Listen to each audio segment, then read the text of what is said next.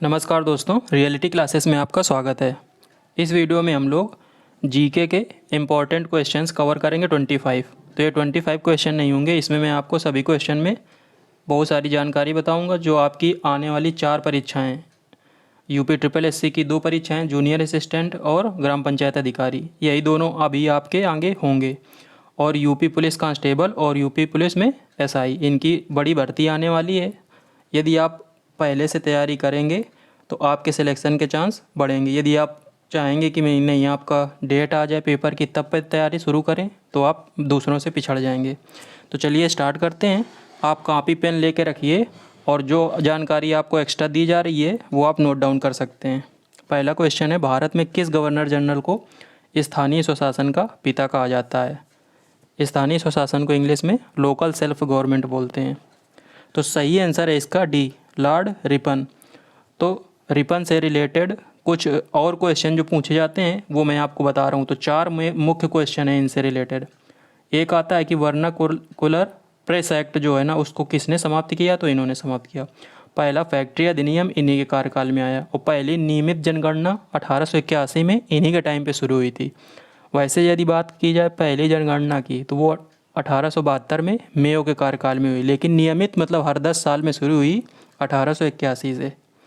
और एक Hunter commission बना था स्कूली शिक्षा के लिए, वो भी इन्हीं के कार्यकाल में बना था। चलते हैं अगले क्वेश्चन में। जापान में होन्शु नामक द्वीप किसके लिए प्रसिद्ध है? तो होन्शु द्वीप प्रसिद्ध है ऑयल के लिए। सी आंसर इसका सही है। तो जापान में ना जो होन्शु द्वीप है ये जापान का सबसे बड़ा द्वीप है।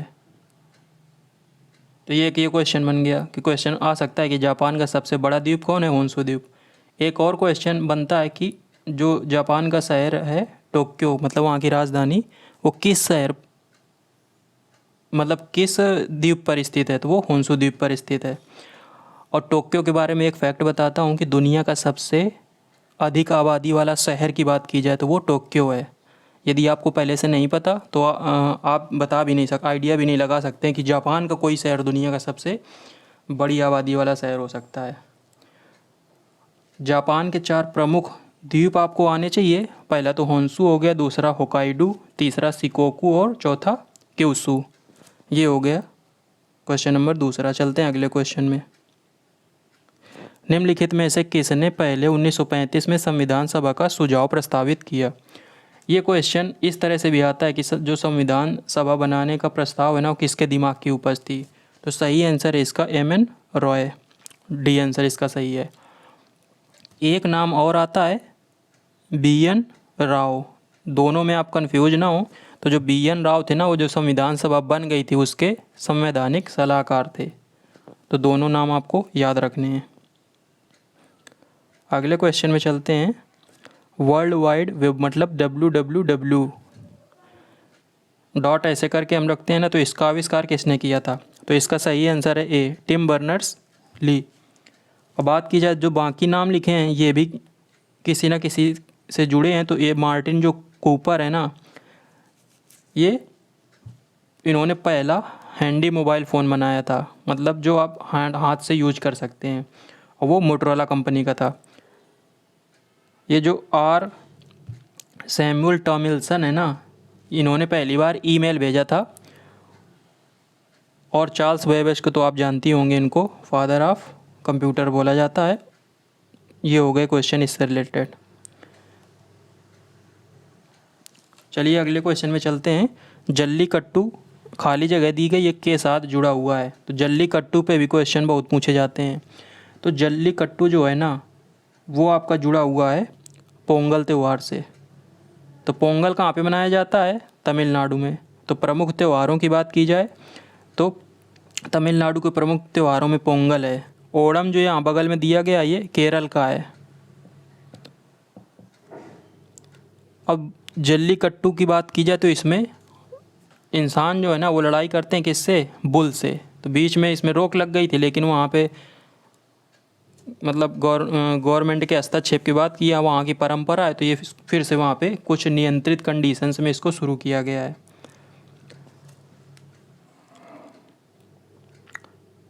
ये यहाँ पे त्रिचूर जो लिखा हुआ है ये भी केरल का एक त्यौहार है, और जो कार्तिगाई है ना ये तमिलनाडु का एक त्यौहार है। चलिए चलते हैं अगले क्वेश्चन में। किस स्वतंत्रता सेनानी ने महात्मा गांधी को पहली बार राष्ट्रपिता कहकर संबोधित किया था? काफ़ी कॉमन क्वेश्चन है। तो महात्मा गांधी को राष्ट्रपिता पहली बार कहा था सुभाष चंद्र बोस जी ने। इन्होंने सिंगापुर से रेडियो पे प्रसारण के दौरान भारतीयों को एक क्या बोलते हैं संदेश दिया था, संबोधित किया था। उसमें इन्होंने गांधी जी को राष्ट्रपिता बोला था। अब कई सारे क्वेश्चन हैं, जैसे सुभाष चंद्र बोस को नेताजी किसने बोला था पहली बार? तो ये एडोल्फ हिटलर ने बोला था। एक क्वेश्चन ये सरोजनी नायडू पे बनता है कि नाइटिंगेल ऑफ इंडिया किसको बोला जाता है? तो ये सरोजनी नायडू को बोला जाता है। सरोजनी नायडू किसी भी प्रदेश की पहली राज्यपाल थी। इंडिया की बात की जाए वो उत्तर प्रदेश की थी।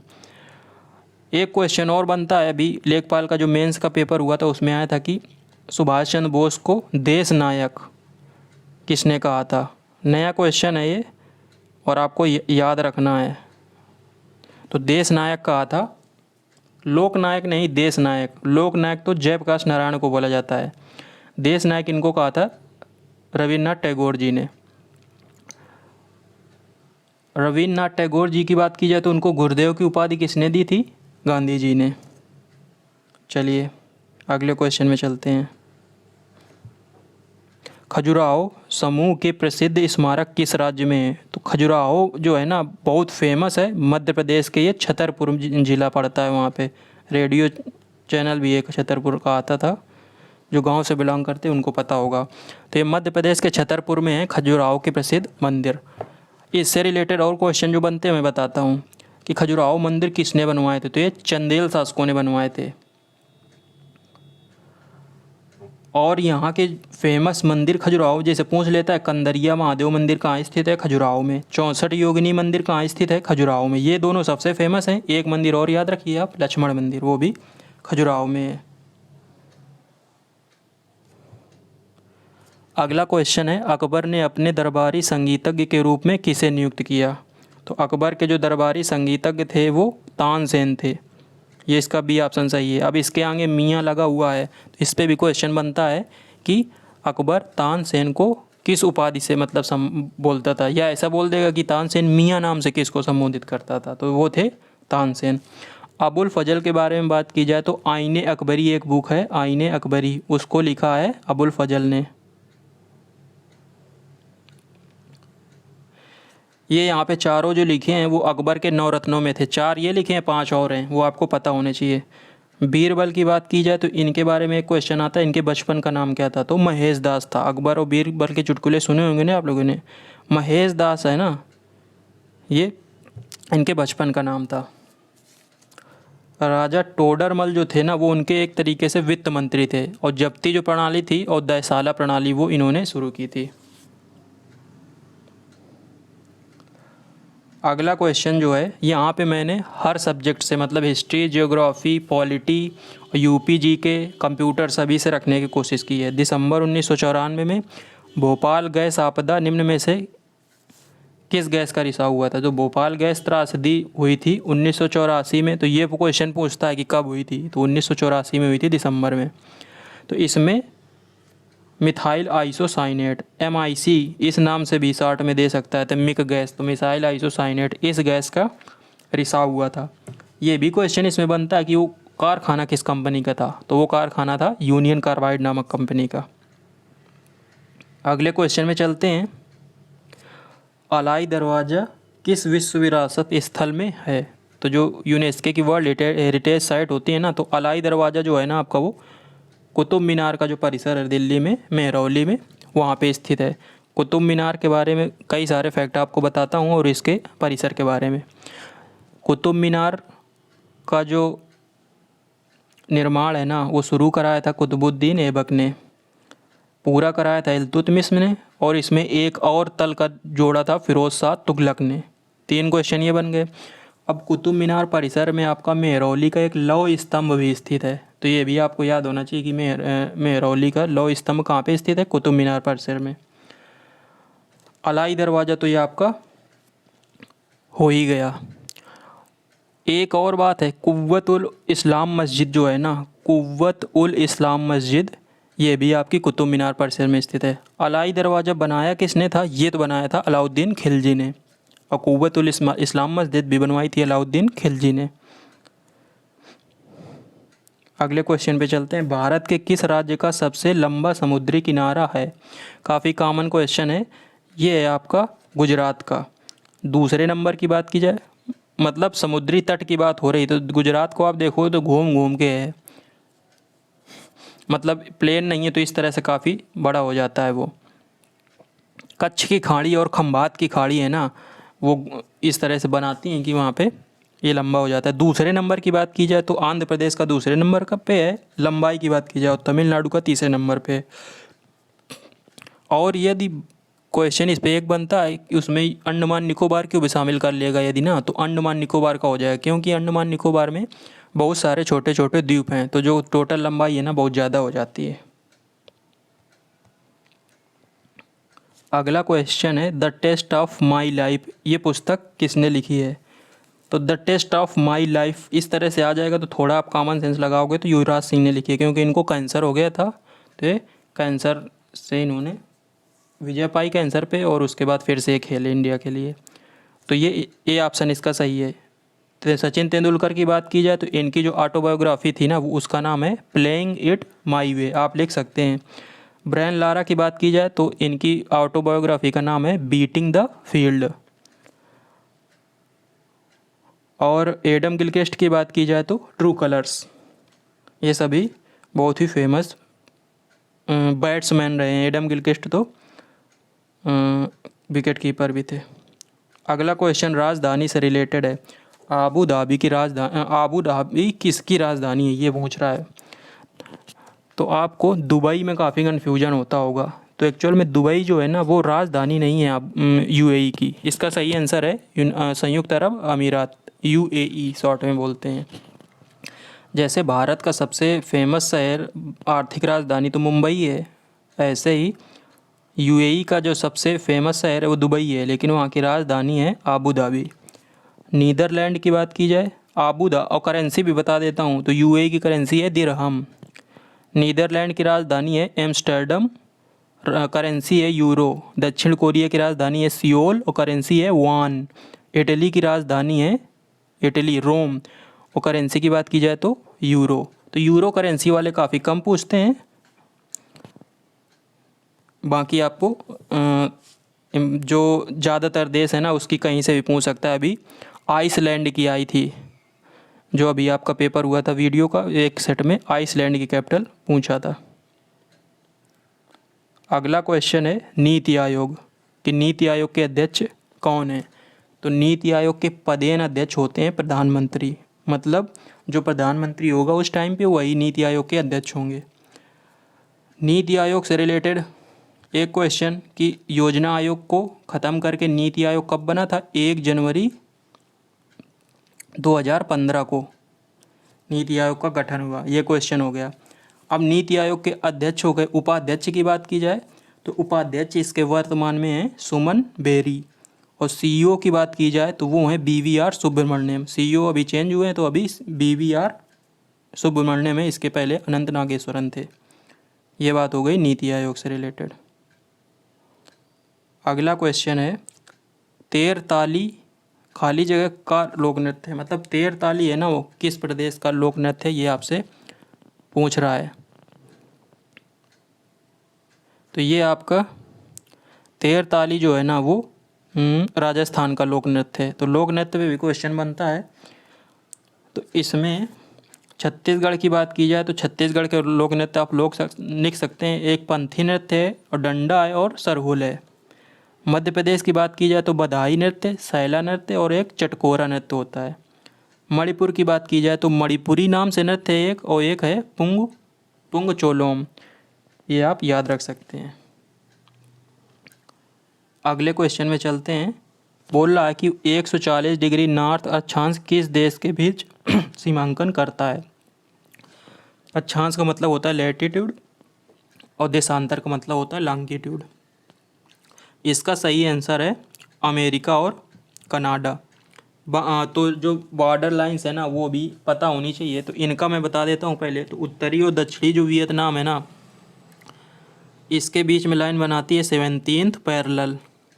इजिप्ट और सूडान के बीच में बनाती है 22 पैरेलल, और उत्तर और दक्षिण कोरिया के बीच बनाती है 38 पैरेलल। अब भारत के आसपास की बात की जाए तो भारत पाकिस्तान या भारत अफगानिस्तान के बीच रेड क्लिफ लाइन, और भारत चीन के बीच आपकी मैकमोहन लाइन, पाकिस्तान अफगानिस्तान के बीच डूरंड लाइन। ये आपको पता ही होंगे। चलते हैं अगले क्वेश्चन में। बोल रहा है लोकसभा सदस्यों का कार्यकाल कितने वर्ष का होता है। काफ़ी कॉमन क्वेश्चन। तो लोकसभा के सदस्यों का कार्यकाल 5 साल होता है। जो लोकसभा होती है ना, वो निचला सदन बोलते हैं। संसद में 2 सदन होते हैं, लोकसभा, राज्यसभा। और यदि संसद के भाग की बात की जाए कि संसद किससे मिलकर बनती है, तो 3 चीज़ों से बनती है, लोकसभा, राज्यसभा और राष्ट्रपति। ये भी क्वेश्चन कई बार आया है। लोकसभा को निचला सदन बोलते हैं और ये अपने समय से पहले भी अब गठित हो सकता है। अभी लोकसभा में मैक्सिमम स्ट्रेंथ की बात की जाए तो 552 है, लेकिन जो 2 एंग्लो इंडियन है ना, वो जो अगले इलेक्शन है अभी 2024 में है ना, उससे ये 2 हट जाएंगे तो फिर स्ट्रेंथ बचेगी 550। राज्यसभा कार्यकाल होता है 6 साल, और हर 2 साल में इसके 1/3 सदस्य रिटायर होते हैं। भारत की जनसंख्या का कितना प्रतिशत रोजगार के लिए कृषि क्षेत्र पर स्थित है। काफ़ी अच्छा क्वेश्चन है। ये क्वेश्चन अभी आया था आपका वन दरोगा के एग्जाम में। इसमें जो ऑप्शन दिए गए, इसमें सबसे सटीक ए बनेगा। वो ऐसे लगभग 54-55% है कि भारत की जनसंख्या का इतना प्रतिशत खेती पर निर्भर है। और जीडीपी में खेती का, यदि कृषि का योगदान की बात की जाए तो लगभग 15 से 16% है कृषि पे। ये क्वेश्चन मतलब ये आपको 2 इम्पॉर्टेंट क्वेश्चन बनते हैं, बहुत पूछे जाते हैं। अगले क्वेश्चन में चलते हैं। निम्नलिखित में से कौन सा गांधीवादी दर्शन का हिस्सा नहीं है। तो सत्य और अहिंसा तो आपको पता है, व्यवसाय नहीं है, ब्रह्मचर्य भी, इसका भी पालन गांधी जी करते थे और सुझाव देते थे। गांधी जी से रिलेटेड जो इम्पॉर्टेंट फैक्ट हैं वो आपको पता होने चाहिए सभी, कि गांधी जी भारत कब आए थे 1915 में, और उनके जो सत्याग्रह सभी हुए थे वो आपको पता होने चाहिए। 1917 में चंपारण, और फिर उसके बाद खेड़ा सत्याग्रह, अहमदाबाद मजदूर मिल, उसके बाद फिर असहयोग आंदोलन, सविनय अवज्ञा आंदोलन, भारत छोड़ो आंदोलन। ये सब आपको पता होने चाहिए ईयर वाइज। आगे चलते हैं। भारत के किस राज्य में सबसे ज़्यादा बांध है। इस तरह का भी क्वेश्चन पूछ सकता है। तो सबसे ज़्यादा राज्य हैं आपके महाराष्ट्र में। अब बाकी जो स्टेट लिखे हैं चेक करते हैं, मतलब इनको। गुजरात की बात की जाए तो सरदार सरोवर डैम नर्मदा नदी पर स्थित है। डैम पे 2 ही क्वेश्चन बन सकते हैं कि ये बांध किस नदी पे स्थित है और ये कहाँ पे स्थित है। तो गुजरात में सरदार सरोवर आपको याद रखना है, नर्मदा नदी पे। और दूसरा आपका है उकाई बांध। उकाई बांध जो है ना आपका, वो है ताप्ती नदी पे। छत्तीसगढ़ में कोई खास बांध नहीं, एक बांध आप याद रखिए, रविशंकर बांध या गंगरेल बांध बोलते हैं, ये महानदी पे है। मध्य प्रदेश की बात की जाए तो 3 आप याद रखिए, इंदिरा सागर और ओंकारेश्वर बांध, ये नर्मदा नदी पे हैं दोनों। और गांधी सागर है आपका चंबल नदी पे। महाराष्ट्र पे 2 आप याद रखिए, कोयना है कोयना नदी पे, और जायकवाड़ी बांध है जो है गोदावरी नदी पे। अगला क्वेश्चन है, खाली जगह लिखा है दर्रा तिब्बत के साथ सिक्किम राज्य को जोड़ने वाली भारत चीन सीमा पर है। तो तिब्बत के साथ सिक्किम राज्य को जो जोड़ने वाली भारत चीन सीमा ना, उस पे कौन सा ये है आपका नाथुला। सिक्किम की बात की जाए तो 2 वहाँ पे दर्रे फेमस है, नाथुला और जेलेपला। जो ला है ना, इसका मतलब तिब्बती लैंग्वेज में दर्रा होता है। रोहतांग पास की बात की जाए तो ये हिमाचल प्रदेश में है। खारदुंगला की बात की जाए तो ये लद्दाख में है। बनिहाल की बात की जाए तो ये आपका जम्मू कश्मीर में है। तो दर्रे से भी क्वेश्चन बनता है, याद रहे, आपको पता होने चाहिए। अगला क्वेश्चन है, काराकोरम पर्वत श्रृंखला में सबसे ऊंची चोटी कौन सी है। तो काराकोरम पर्वत श्रृंखला जो है ना लद्दाख और जम्मू कश्मीर में फैली है। तो वहाँ की सबसे ऊंची पर्वत चोटी है ना वो आपकी K2 है।